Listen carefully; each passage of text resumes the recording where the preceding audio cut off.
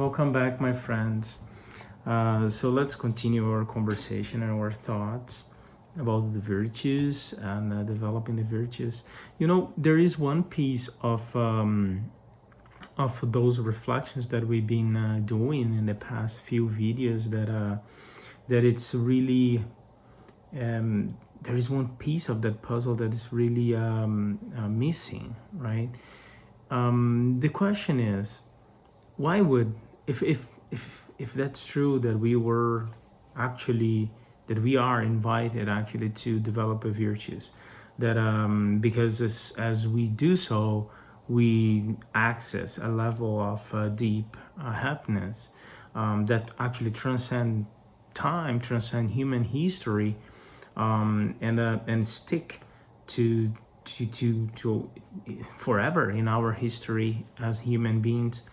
There is the piece that is seems missing in there is that why would God create you to develop a virtue, a piece of a virtue, because we know that our lifetime here on earth is pretty short.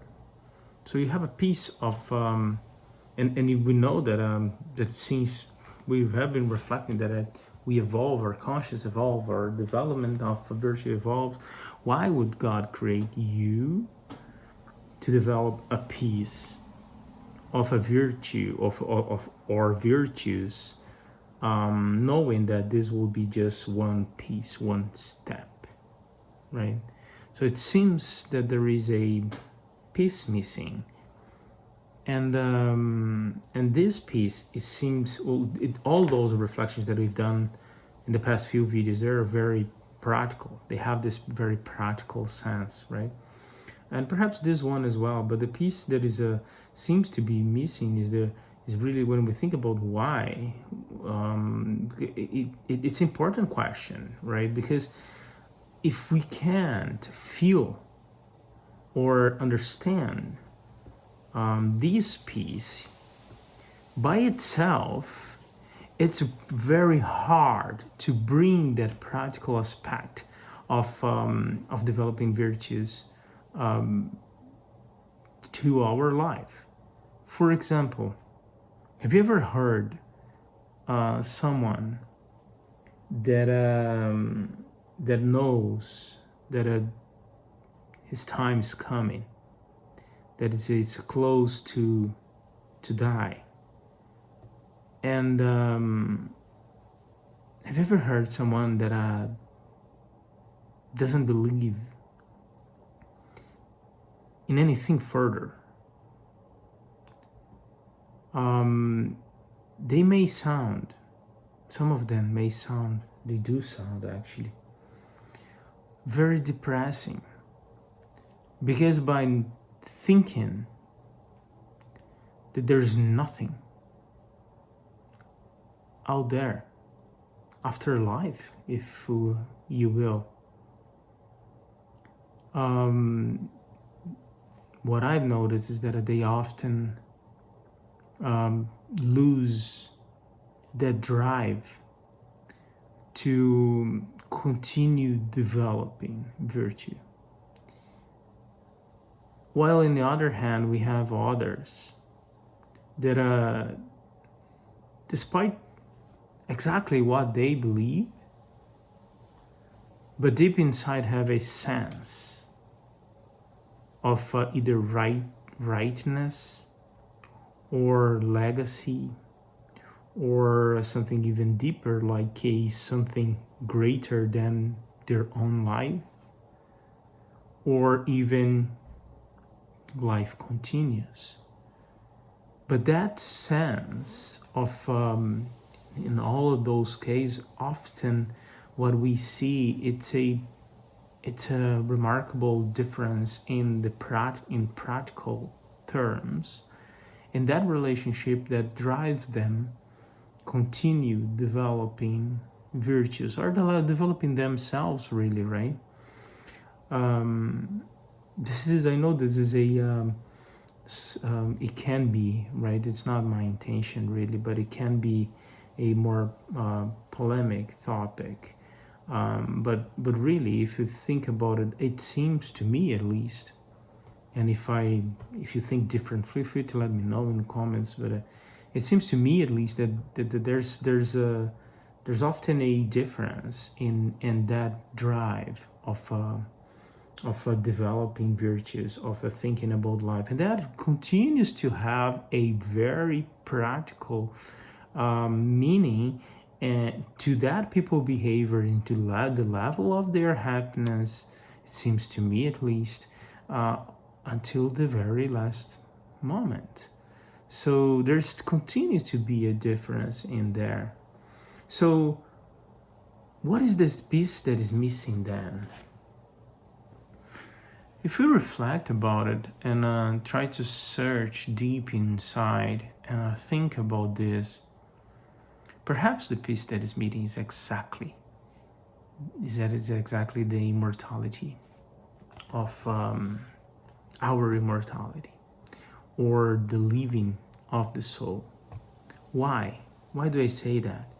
Because if there is a God, if the God is sovereignly good, just, if there is evolution, as we can see in humankind history, we gotta think, why would then be a creation of something that is we are just meant to work in a very tiny little piece, and why there's just so much difference between the circumstances, the experiences among ourselves, and the level of evolution that each one of us have, right? If we bring to that conversation exactly this understanding of immortality, the immortality of the soul, and think of ourselves as being, let's say, for instance, so okay, hold on, bear with me. So this is a one way that we can reconcile this, okay? So let's imagine, for instance, that me, you, we all are immortal beings. Not that our body gonna live forever, but in essence, who we really are, that is immortal. And perhaps our body would be just like a piece of cloth that we would change from one day to another. And one lifetime with our body is just a piece of cloth that we would change from one life to another. And by thinking this way, and by thinking that our uniqueness remains, because we that are actually moving this body, it's really this, our soul or our spirit, right? Just as this cloth doesn't have a living, but by moving my body, I move it. So if we think this way, then we reconcile this piece. Why? Because then we can consider that, okay, so if there is life, and for example, if myself, I have lived many experiences in the past, and will continue to have many experiences in the future, and I'm just myself, with my mistakes, with my achievements, just myself, as you are just yourself. Then we can think that we may have started an evolution at some time, and we are continuing this process up to today, and we'll keep continuing. So the process of developing virtue didn't start at this life, may have started many lives ago. And each life we go through that set of experiences that will help us continue developing those virtues.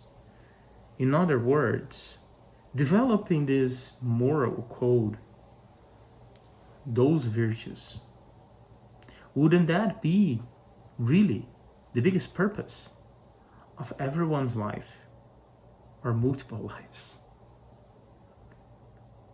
Wouldn't this be a way of reconciling and understanding in a deeper level that goodness of God? Because right there, right now, then we equalize all the set of experiences, all the differences that we see between people. God is not creating, would not be creating us heterogeneously, but with perhaps a unique, simple principle. And by acting on our according to our free will, hopefully acting on the experiences, developing this uniqueness sense that we have, will continue evolving, and that will create the uniqueness that we have, right? So for example, perhaps this existence as a I don't know, let's pick an example outside, as a mom of 5 children, one would be invited to develop, let's say, just an example, patience. So this experience, all this existence, that person may be developing that patience, while myself may be developing other, and you may be other, and we as human beings are all walking in this progress. And then in the next existence, maybe that mom will have another set of circumstances that she will be invited to develop. And then maybe I will be developing patience in the next life.